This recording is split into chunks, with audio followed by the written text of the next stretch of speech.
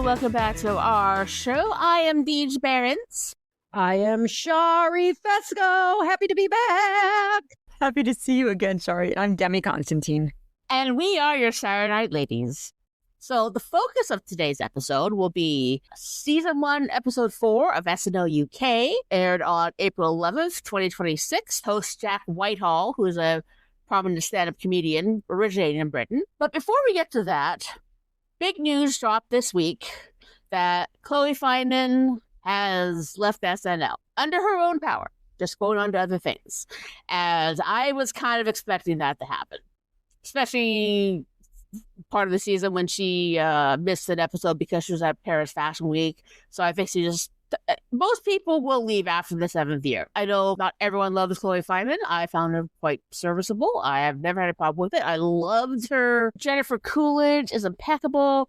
And it was so awesome that she got to deal with Ariana Grande and eventually Dana Carvey. So that was a great moment. Shari, do you have any specific thoughts or memories on Chloe? Well, I loved her Jennifer Coolidge, too. I think her Melania was excellent. Not as good as they do in SNL UK, but I'm an Emma City fan, so of course I'm going to be partial. But she did so many amazing impressions. Her Timothy Chalamet was hysterical. She's always a good wife, girlfriend. You know, she's often filling that role, and she always does a great job. She was never my favorite, but the hate that's been coming at her do not get it. But I wish her all the best. I think she's going to go on to a big career, as I hope she does at least. And looks like she's got a lot of irons in the fire, not just comedy. She's doing clothing lines and this and that and the other. So good luck to Chloe. I certainly wish her well. I thought it was odd that she dropped this news now. It's either right as the season ends or in August. So it's weird, middle of July. I just wonder why she chose this time. Who knows? But yeah, I wish her well. And she gave a good 7 years. A lot of good sketches. Chloe was never number one for me, but I really, really liked her Anna Delvey impression. I really like her Chalamet tickled me to no end, especially I think she did it with Chalamet there once. Amazing. Just amazing. And It Girl Thanksgiving, whenever she was playing a fashionista, it delighted me to no end because it was very much in her wheelhouse and she did such a great job. I don't think they quite found the right track for her because it seemed like there weren't a whole lot of Chloe-centric sketches, but there were a lot of Chloe features that I'm sure she made happen herself. The online discourse about this was like, I had to step away. It's like, there's been maybe 2 pieces of original information. The rest is all commentary. I don't, that's not going to make me a better person in any way. I'm not going to learn anything really. It's too much. So I'm going to let it simmer down for a couple days and then I'll go back. But there's a lot of feelings about it for sure. But she's really, I know it sounds bad, but she's really pretty. She's really capable. She's a deep skill set. I guess she's living for a Netflix show. So she'll do well. I'm sure.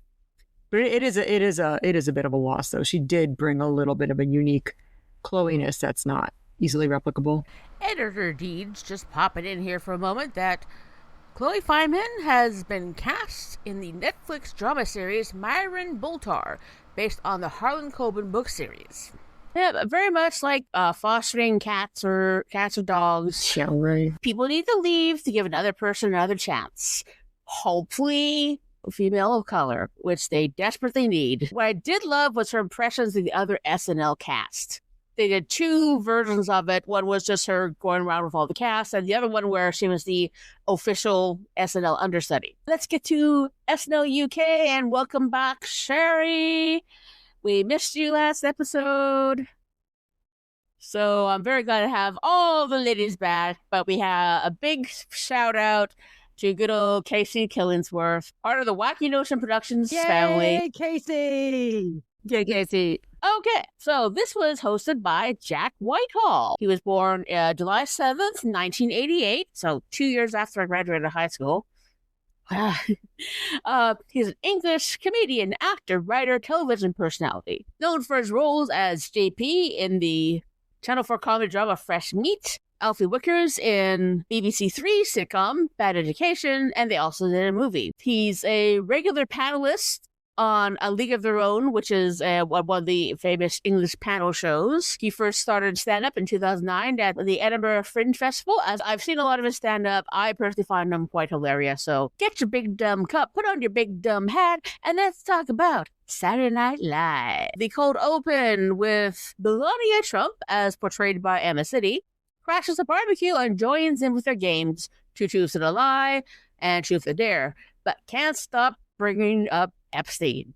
And this is with Jack, Al, and Annabelle. There's this one part of The Simpsons where Homer kind of builds out through a hedge to Flanders and kind of comes back in. They kind of had her do the same thing here. As we were talking about Chloe Fineman earlier, that particular night, Chloe also did Melania Trump in the cold open for SNL US when that was hosted by Coleman Domingo. But like Sari said, I prefer the Emma City. She's constantly going on about how she's not involved with Epstein. She never knew Epstein. I like that within the context of Two Truths and a Lie, how they worked in the life in New York. I don't know if you call this a political sketch, because as far as Melania Trump does SFA, which is also known as Sweet Fuck All, I'm going to say no, worst first lady ever. Completely agree with everything you said, my lovely, fabulous producer. Melania is a very laughable figure.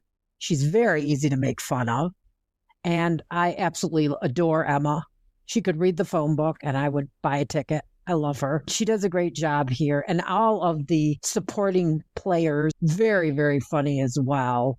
And their facial expressions and just, yeah, it all works very well. They are very good at cold opens. They haven't done a bad one yet, I don't think. And so, yeah, this kept up the streak. I enjoyed it very much. I rewatched the episode today, and I needed to marvel because SNL UK does not go to the well with Trump jokes or anything because they're not in the United States and they're not SNL in New York. I don't think if they've done anything with the Trumps in a cold open. I think this was the first one, but the meta nature of this sketch was the funniest thing to me because they're playing a game on the patio and has nothing to do with anything. And then Melania inserts herself to tell everybody that she's not friends with Jeffrey Epstein. And the reference was that Melania Trump did that, literally, like that week. She gave a press conference out of nowhere with no warning. And she said, oh, I was not trapped by Jeffrey Epstein. We're not friends. We went to the same parties, but that's very common. I will not stand for this libel. And it's like, what? Who? And like, no one knew what to do with this. Like, what? And then she like dropped the mic and left. And everyone's like, what? Who asked for this? What is happening? I did see some like news pundits try to like, figure out what was going on. Like nobody could really figure out why that was happening, but it did drop onto attention. Like, why would you bring that up now? I don't remember what else was going on. And people were saying it was distraction from that, but literally nobody asked. The way that this sketch took that spirit and just had her emerge out of the bushes to inform everybody at the patio party really tickled me. Who asked for that Melania Trump documentary? I can't even bring myself to hate watch it. I watched it. I had to watch it for work. Well, at least you got paid to watch it, so. I did get paid to watch it. There's small comfort in that. I'll tell you right now, it's 2 hours, the entire 2 hours, 31 pages. Rarely more than 2 sentences in a row. It was so vapid because I had a small passing desire to, where do clothes come from? What does she do in a day? Where does she get her shoes? Where does she keep her shoes? Are we going to get to see her closet? This is her thing. Maybe we'll get to see any of that. And it was just picking out shirt collars. That was almost the entire documentary. I'm lying, I'm dying. Much like your service in the Air Force, thank you for your service in watching this documentary. Oh, you didn't have to. I appreciate that. That was pretty much it. The monologue. Jack Whitehall. I love how he mentions that the UK has finally stolen a show from the US. There are many popular, many failed attempts at recreating British television going all the way back to the 70s. So All the Family is based on a British show called Till Death Do Us Part. Wait, what? Which was on the BBC from 65 to 75. Sanford and Son is an adaptation of Steptoe and Son. What? Three's Company Three's Company is based on the UK's Man About the House. And then The Ropers is an iteration of George and Mildred, who were the landlords in the British show. And then they did the very short-lived Three's a Crowd, which is based on Robin's Nest. And we know things like The Office and other shows like that. And then you have the failed ones like The Red Dwarf, IT Crowd. What? I would say that's failed. That gets really high critical it's critically reviews. reviewed, as Alexis would say. So I liked his comment at the beginning. Week 1, they had an SNL legend. Week 2, an international sex symbol. Week 3, an Academy Award winner. And this week, you guys get the star of Clifford the Big Red Dog. So I'm guessing he's the UK voice. John Ritter, R.I.P., was the voice of Clifford in the American series. And then he mentions how he's about to get married, trying to get all this stuff together for a wedding is impossible, that how he wants AI to take the job of a calligrapher. He's a stand-up comedian, very charming. I love his stand-up. I haven't watched the whole show, but I've seen lots of clips, and he has never failed to make me laugh. Agreed. He was very, very funny. All of his comments on weddings. I think I'm the only one here who's actually planned their wedding. And it's exactly, even 30 years ago, it was the same bullshit. Like, I don't know why I didn't just elope or something. I don't know why. Because I had a Jewish mother. God, may she rest in peace. She wanted the big wedding. And I somehow got sucked in. I wasn't too much of a bridezilla, but he just nailed it. Like all the bullshit and the calligraphy, like you mentioned, Deej, and just it's just so ridiculous. It's gotten out of control. I gotta know, did you do the chair thing? Oh, you mean the Jewish with the chair? Yes.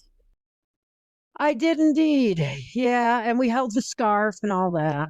I'm sorry, but that looks like so much fun. It was very fun. And we broke the glass because this was before I turned in my card, because I've recently turned in my Jewish card. I don't practice at all anymore. But back then I did. And yeah, Doug broke the glass and we had a rabbi and a pastor and the whole thing. So it was a long time ago. It was still there's just so many little details. At the end of it, I was glad when it was over because it's just so much. So very relatable. All the stories he was telling. And how long have you been married? It will be 30 years on September 1st. Congratulations. I cannot believe it. Something that does not happen a lot these days. I consider myself a lucky woman 99.9% of my days. I really want to see pictures, Shari. Now I really want to see the pictures.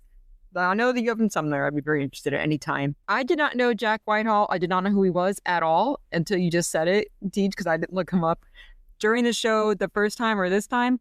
And now it makes sense that he was a stand-up because he was doing a very stand-up heavy monologue, almost divorced from the show itself because it was very riffy, very personal, and not really much having to do with current events, but with his current events. So now this makes sense. I got the feeling I was watching Father of the Bride with Steve Martin all over again. His exasperation at the details required, and it set the stage for the rest of the show.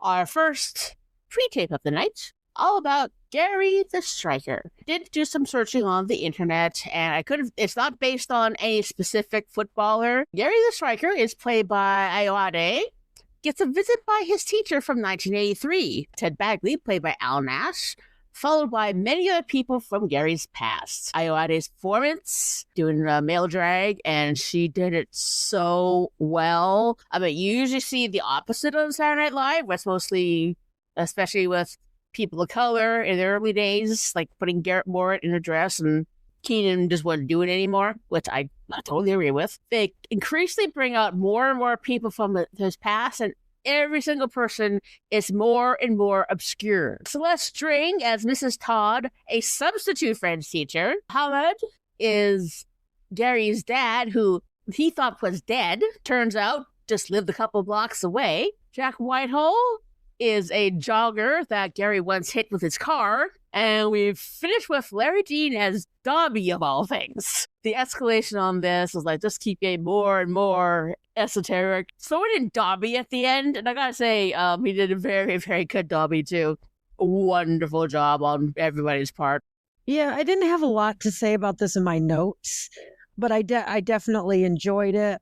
I called it silly piffle, silly enough, funny enough, but nothing that made a particularly big mark on me. Yeah, it was very trope heavy, reminiscent of Rudy and the groundskeeper, and like the slow. It was like just a whole lot of that, it seemed, and like he didn't know what to do. And then Dobby at the end, he was like exasperated, like what? So that was a interesting choice for the first sketch of the night. Not gonna lie, but yeah, it was a piffle fest for sure. I don't know. That is now an official Saturday Night Ladies word. Piffle. Excellent, Shari. Excellent. Any sketch or pre-tape that is mid. So we gotta come up with a more staggered rating from there.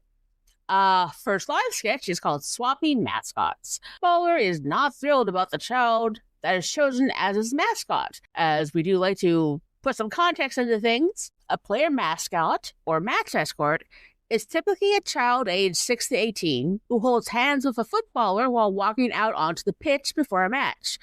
This tradition promotes children's rights, adds innocence to the game, and helps deter hooliganism. Ball is quite famous for it. Also in line, we have Al, Hamid, Arade, Jack, Celeste, Larry, and Emma, all the non-Weekend Update people. They go on about trading their kids, and one guy does get the trade, but I know it got an even worse one. Probably would have made more sense if I knew about the background of that, because it's very specific to football. The child actors seemed to be doing pretty good. Didn't have a lot to say, but they had some good reactions. It was piffle. I'll agree again. More piffle for sure. But it was funny. It was silly. The kids were amazing. I mean, how did they not crack up? But they didn't. They kept it totally straight faces as they got swapped back and forth. And, it was relatable in the way that these little small things can cause big issues. Boy, can we point to lots of examples over here in the good old US of A. But I won't get into that because then I might put my fists through my computer and that would ruin our podcast, which I don't want to do. So I will just leave it at that. Like I said, I watched this Sunday after it aired, and I literally rewatched it 2 hours ago.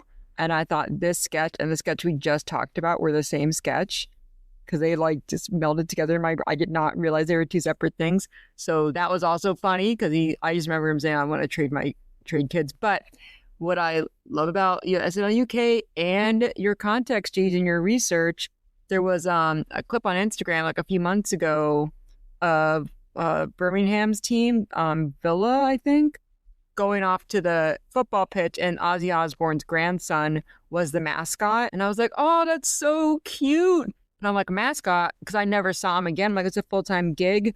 But you're saying, Deej, that it's a specific thing they do for soccer, football, and it's like a one-time thing for the match. Is that correct? Different children at each match, because you know how soccer fans. Sorry. I keep doing this. We keep wanting to say soccer because it's so ingrained in what we call it in North America. I'm not sure how the idea of having the children on as mascots goes against hooliganism. Maybe just making sure people don't get violent because of the kids. I'm not entirely sure, but not my tradition, so I don't know. I had no idea. I was like, what? Why are we going to see him again? Like, it's a thing? But now it was a one-time thing, and now it makes sense. Puzzle piece put into place. Thank you, SNL UK and Deej. Next live sketch is Mastermind, which was an actual British game show. And the way the game is played is each of the contestants would first say what their particular subject specialty is. So the first round of questions is based on that. The second round of questions for the next round is based on general knowledge. Final is they get to do another round based on another one of their specialties. The last episode of that aired in 2020 from what I saw in my research. The way they do it here, it kind of reminds me of the Game of Thrones. There was two people there got actual Game of Thrones question, and then Zach Galifianakis in dragon costume kept getting like, what is a Roth IRA? Quizzed on things his mom told him about people he's never met or has no connection to. I like how the first people both said they were in IT. So the contestants were Jack, Hamid, and Celeste String. I think Hamid was the host, I'm not sure. It's very interesting the kind of weird things that they could come up with that It's more related to your little family knowledge rather than general knowledge. So this is very much a piffle-themed night, I think. Is after when we're going through this, that's the realization I'm coming to. I think I like this one more than you, Deej. I thought it was quite amusing. I was incredibly close to my mom, and she did tell me random information. Like, I think that's what moms do. I'm sure if I was a mom, I would probably do it. Like, they just tell you this random stuff about random people in their lives, and then you know it, and it pops into your head at weird times. And so I sort of related. I thought it was quite relatable. But yeah, but still piffly, definitely piffly, but I enjoyed it better than the first two. So things were getting better, I thought. And I love a good game show sketch. So do I. Yeah, as I was rewatching this episode, I was like, whoa, this is, all right. Okay. There are a couple of really high highs, but this was not, this one was not one of them. Pre-tape number 2 with Dad Swap, an advertisement for an app that allows the users to swap their data for a new one. But quick deal is wrong when the users develop romantic feelings for their new dad. So the dad that you have doesn't quite have the same interests as you, so they'll get you a brand new dad. But then we have people starting to develop relationships with their dad that are other than father-son. There's one point where a dad got matched with someone who was the same age. It's like this is not a dating app. There's other apps for that. George Fouracres was the presenter. Al, Larry, Jack, Shep, Jack Whitehall, Hamid, Annabelle, and Celeste String as various types of couples. I like the concept of just being come up with a replacement dad because, it's always a sad thing when you can't at least share some interest with any of your relatives, particularly a father if you're a guy. But the places they took it to, and it continued frustration from George Fouracres, who plays that very well, which is why he is one of my favorite people on this show. This one I did get quite a few laughs out, just the ridiculousness of how the couplings went. I completely agree. This was definitely one of the highs of the night for me. This whole concept was just a riot. And, definitely commenting on the fact that there truly is an app for everything. I do mean everything. Like, I wouldn't be surprised if this app is available somewhere. So they really took that concept and ran with it. And I also agree about George. He's one of my favorites too. And he's so great here. His aggravation just keeps on heightening and heightening and heightening and heightening as he's watching all of his dreams of making the big cyber money go poof. If not my favorite, one of my favorites of the evening. Definitely one of the non-piffles. Yeah, non-piffle was off the charts on this one. This was like highlight real good. I could not believe what a funny concept it was and how funny they was so well executed.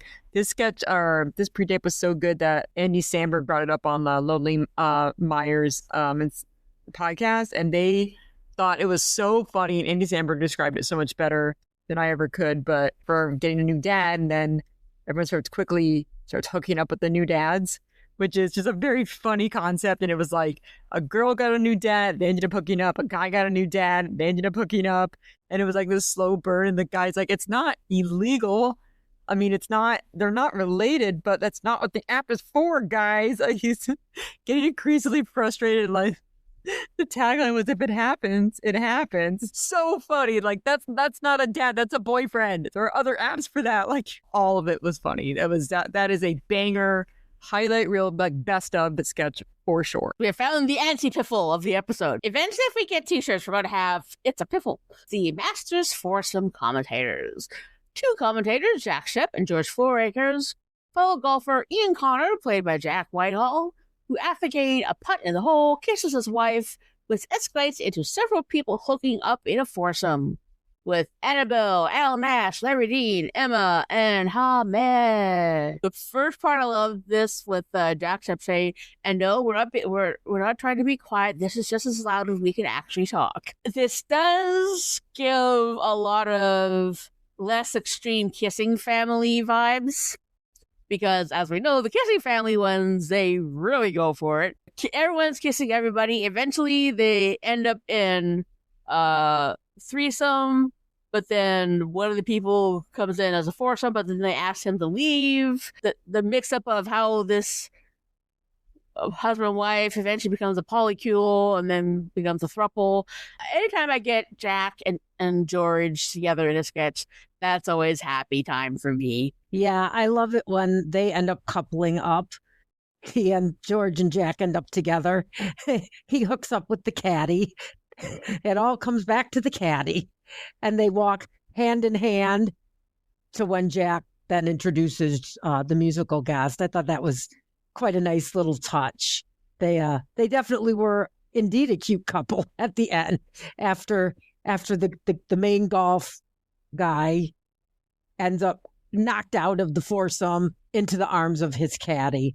This was slightly elevated piffle. So not quite piffle, but not anti-piffle, somewhere in the middle. Certainly entertaining enough. I don't understand golf at all. So yeah, I don't understand most sports. I really don't understand golf. So anything that makes fun of it is all right with me. George Carlin put it best that watching golf is like watching flies fuck. That sounds about right. I have like my only note on this. I think this is the first of 2 threesomes of the evening. Just wanted to point that out. For our musical guest, we have a weekend update. And I actually made some notes on some of the jokes this time. Some real zingers. Yes, oh yes. At the time this aired, there was the Artemis launch. One of the crew members said they had no adjectives to describe what they observed on the moon.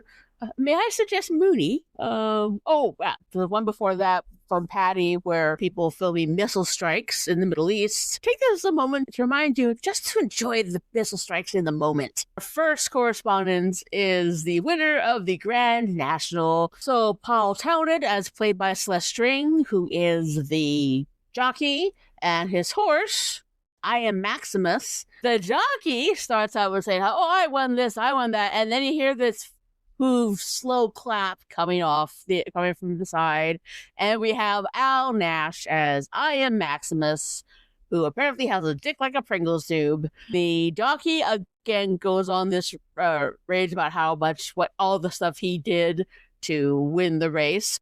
Al Nash did this horse noise, a very exasperated horse noise. And then the jockey was complaining about scraping their elbow. Oh, yeah, no, if I did something like that, I'd be sent to the glue factory. The thing he hated was the whipping. I don't like the whipping. I made my boundaries very clear. Nay means nay. I ended up with want him to let me ride you. Wait, you want to ride me? Here? On Sky TV? Streaming the next day on Peacock? That meta moment was absolutely brilliant. Patty Young was talking about Patterson's NHS contracts. And he first started as a rant against them, but then you see this cluster of red dots on his chest, and he very quickly changes his opinion on that. I just love Patty's looks and deliveries. Very service in Southampton that's gone into liquidation. Well, yeah, that's kind of how boats work. And he's not wrong. This is a highlight, because there has been the running joke of him doing going all these things about BTS. So not only does he have another BTS commentary, but he does it in Korean. I don't speak Korean. I'd like to, because I do watch a lot of K-dramas, because sometimes I don't always want to go by subtitles. So it was really neat to hear. He ends up with, well, don't ask me. I'm not really into K-pop. And the applause he gets from the audience was very, very well deserved. I am continually impressed by Patty Young, kind of like how in the Alan sketch where Vanessa's character says, "No, I think he's being a little stinker." I think that is Patty Young's whole vibe, as being a little stinker, and we love him for it. Our next correspondent is Annabelle and Jack, who are the Gen Z representatives, talking about all the things that Gen Z does.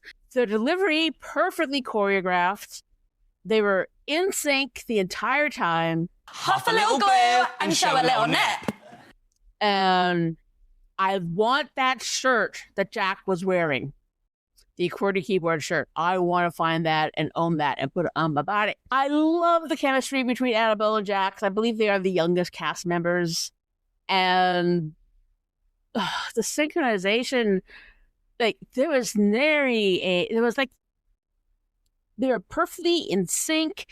Neither of them went too far ahead or back, and then the choreography they had between all the things. Go to Hyde Park in Leeds, split the G and practice our bird noises. Show 'em, girl! Oh, oh, oh! About like into I can't remember what the quotes was, but yeah, the Annabelle and Jack, they are a force. Oh, I so agree with your whole rundown, Deej. You always do an excellent job of recapping these updates because there's always so much stuffed into that 8 minutes or whatever it is. I love Patty and Anya. I'm with Demi. I know both she and I love Anya. And you know, Demi, I've been noticing more and more you are making me into an observer of fashion. I've always enjoyed fashion, but you've given me just more. You made me more aware of it, is the best way to put it.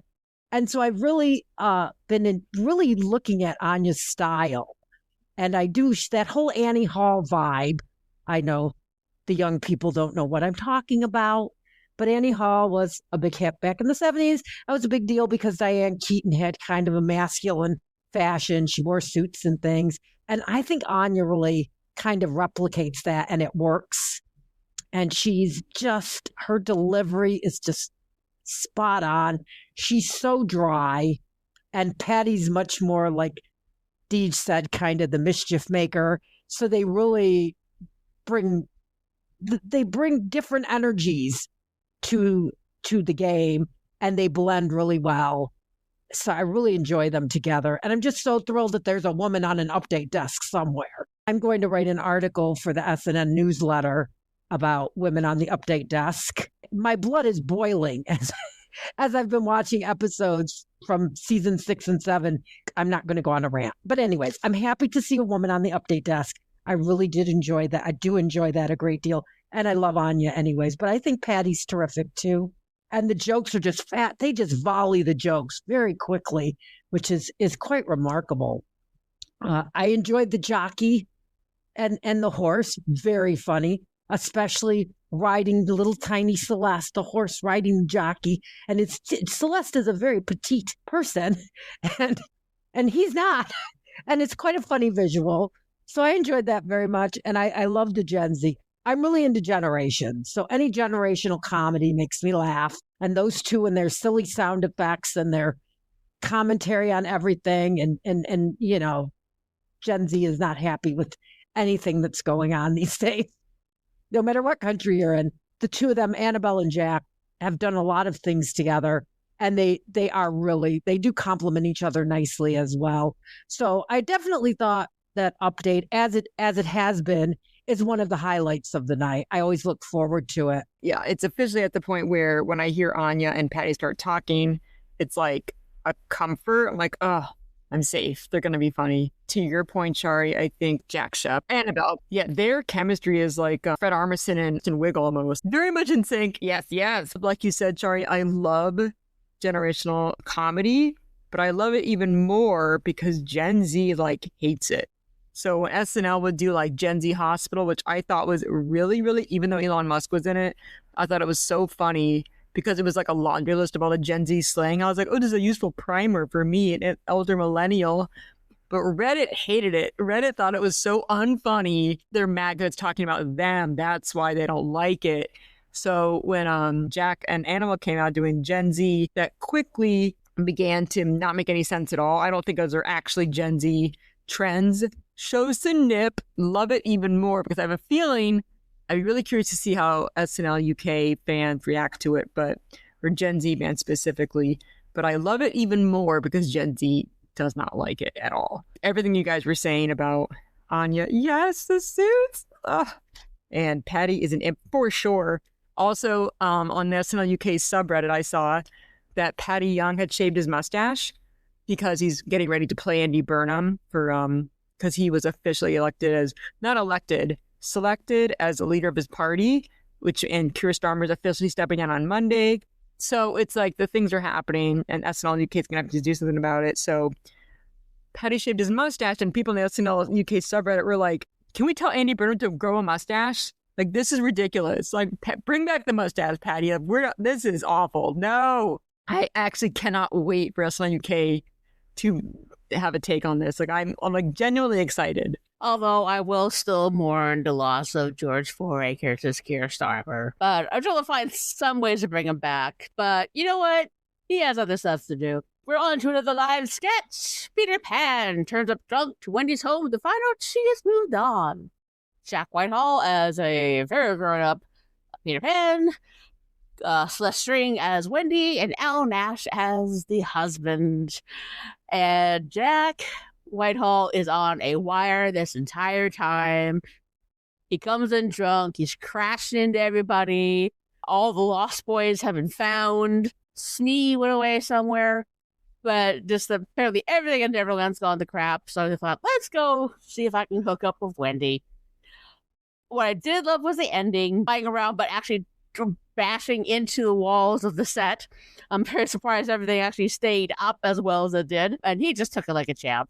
He was still able to do his part and deal with all the flying was great. But the ending was they asked him to leave and they're going to go get together and go a couple things. And then he asked if he could join them and they say yes. So it ends on a happy note. Did love the drunk, cynical Peter Pan as played by Jack Whitehall. A lot of the sketches this show have been kind of piffle. I still enjoy Jack in them.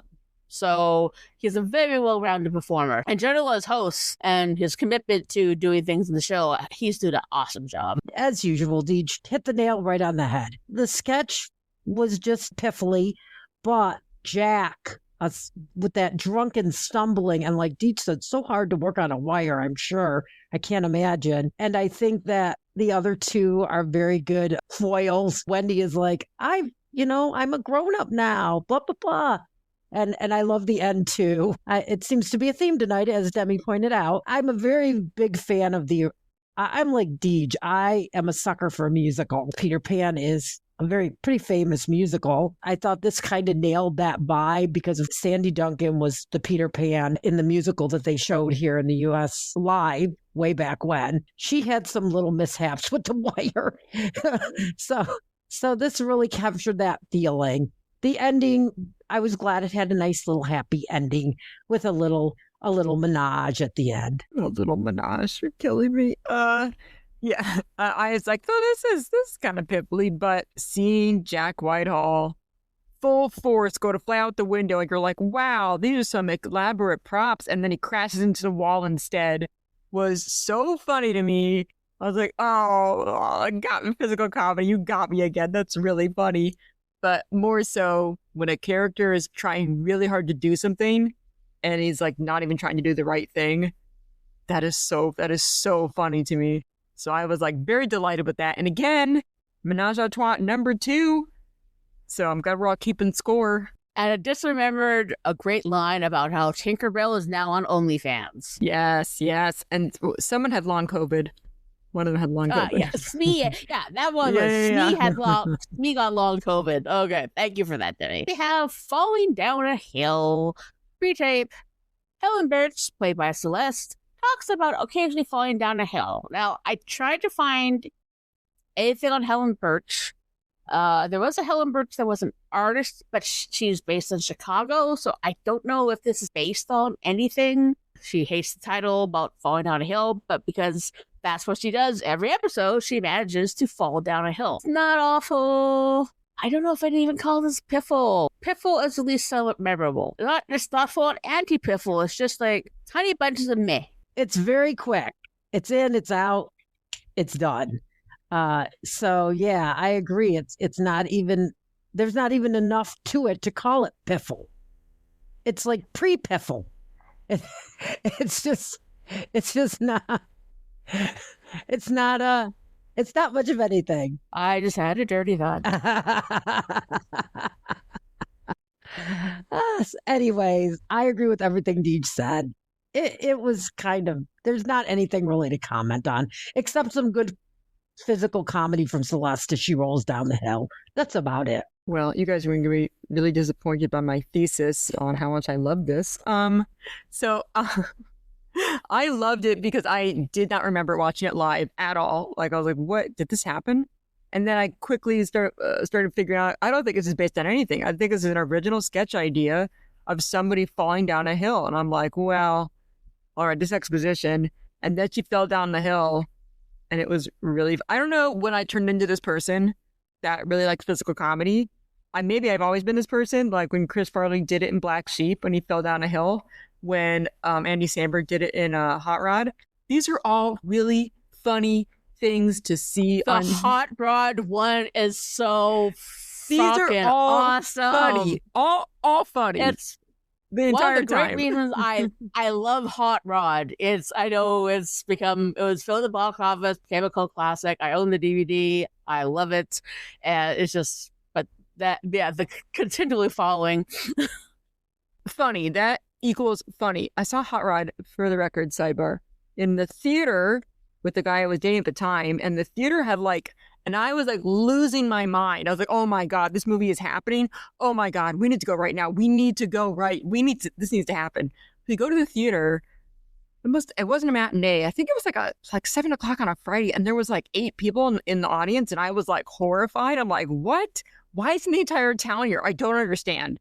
And I was almost pissing myself laughing. It was so funny. And my boyfriend at the time was like, it's funny. Oh my God, how are you not? What? And he had a thing with his dad. So when the dad subplot came on, he got all quiet and contemplative. I'm like, what? Oh no. So people falling down the hill, very funny. That's it. No caveat, no asterisk. That is funny. So that happened. And then she fell down the hill. And then that was the end of the sketch. And I was like, bravo. No plot. Don't explain this. This is it. She fell down a hill. That is the premise. That's what they did. End of discussion. Very happy with the way they finished that. And also had reminiscence. Reminded me of Kids in the Hall with 1,000 Helens say hello or something. 30 Helens. Kids in the Hall sketch. 30 Helens agree. Features 30 women providing amusingly mundane advice or observation in unison. A recurring joke often features one Helen failing to adhere to the group's consensus, frequently regarding punctuality or common sense. Respect. That is it. That is an excellent reference. But that very much reminded me of the sketch of falling down a hill. There was a lot going on, very little explanation, did not last very long, and then it was over. It did what it said it was going to do, it did it, and then that was the end of it. And I appreciate that very much. I thought it was very funny. Last sketch of the night, we have a live sketch, and this is one I really enjoyed. Secretly gay in the 30s. A man, played by Jack Whitehall, tries to keep his relationship a secret from his wife, Annabelle Marlowe, with the adorable Jack Shep. I love him in this. Celeste String, I believe, is the mother, and I can't remember who Emma City plays, but the look, the costumes, I'm sorry, Jack Shep as a 30s flapper just looks so adorable. I'm not sure if it's inspired by someone like Paul Lynde or capturing the vocal. In the 30s, I believe these was received pronunciation, which is a very particular style of old-timey talk, something that Bill Hader does very well. And eventually, the mother apparently didn't really have a problem with this because Emma City, she was her special friend. I thought this was a fun way to end the show. I did too. This was definitely. I gave it the same grade I gave the earlier sketches, but I did like it a little better. The ensemble here is good. There's a lot of cast in this one, and Jack Shep is just great in these over the top roles, and it was. I love the look of it. I love the black and white. I love the costuming. Everything was on point here. It was a very much of a 10-1. They took some risks and it was fun. I enjoyed it. As Deej said, good way to end the night. Yeah, on rewatch, I do remember this live and I was like, oh, that's cute. But rewatching, I was like, oh, this is really funny. The character arcs were defined and they had one very quickly. You got this is a gay man and a gay woman, and they're married for show, and they're meeting his mom, and they're trying to hide themselves. And then Jack Shepis is he kept saying he's going to leave to do 1930s cocaine. I can't say it because it's not the way Bowen Yang with cocaine. It wasn't like that. I don't remember what he said, but it was funny. And he was very much a ham as a flapper. And then I think the other girl showed up in very masculine presenting. She was there for the wife, quote unquote, right? Not the mom. But and then it turned out that the mom was kind of cool with it in a weird way. Like the man and woman were cool with each other. Like we're married out of convenience. We can keep being gay, but so we look keep up appearances in society. And then the mom was cool with it. And it was black and white. The costume was really great. The storyline was great and very to the point. There wasn't a lot of drag in this sketch. No pun intended. But does this maybe qualify as a third threesome? Foursome? I don't know. Was that implied? I don't know. But what a theme for the night. But yeah, this was great. I was very surprised they pulled this off so close to the buzzer for a 10-1. There was a lot of costuming and in and outs and a lot of detailed work. So bravo. Yes, I believe the term for that is a lavender marriage. And that ends the episode. While not every sketch hit, Jack Whitehall was still a very good host. And I can't really think of any object to use as a rating because there wasn't really anything I could really attach myself to. So we maybe want to do a rating about how many piffles. Sure. Okay, I'm getting agreement from the ladies. Or should we make that our official rating system? Shari says yes. Yes, I think we should, because it's that we don't have to come up with this every week. Shows evolve. That's what we do at pretty much every Wacky Notions. Yay! This episode, I'm going to say 7 piffles. Yeah, I kind of am echoing Deej a lot tonight. I agree. When it hit really hard, but when it missed, it really missed. So I'm going to go with a little bit lower than DJ. I'm going to go with 6.5 piffles for me. I had this, more piffles means it wasn't piffly. Okay, got it. There was a lot of 10s, but overall, I'm going to have to give it 6 piffles, just simply because when I rewatched it, I did not remember watching it the first time. I did not remember Jorja Smith. I don't want to talk about the musical guests a whole lot, but it sounds like she's singing a Bond song. I just want to put that out into the world. She should do Bond songs based on almost nothing else I know about her. But from that performance, she should do Bond songs. Yeah, I definitely did like the jazziness of the music and her vocals, so I might have to look into her a little bit more. And I do really like how they transition into the musical guests. Yes. Surprised the heck out of me when they first did it, and they carried on with it. Being on Sky, they have a little bit more leverage with numbers of commercials and things like that. But it's nice that they have their own little thing. For all of us at Saturday Night Ladies, go forth and find the funny. Funny is hope. Saturday Night Ladies is a presentation of Wacky Notion Productions. Hosted by Deej Behrens, Shari Fesco, and Debbie Constantine. Recorded and edited by Deej Behrens. Off-week show research by Shari Fesco. If you'd like to be a guest on the show, just email SaturdayNightLadies1978@gmail.com. And as always, like, share, and subscribe. Thanks for listening.